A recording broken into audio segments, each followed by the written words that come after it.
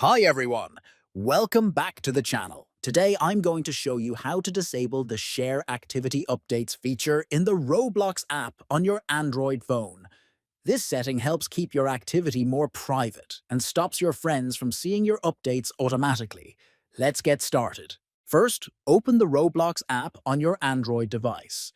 Next, tap on the More icon located at the bottom right of the screen. Then, from the menu that appears, select Settings.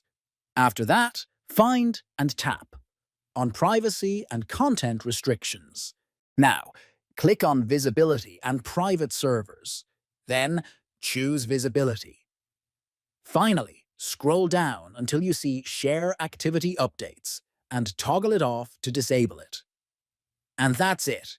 You've successfully turned off the Share Activity Updates in Roblox, making your activity more private.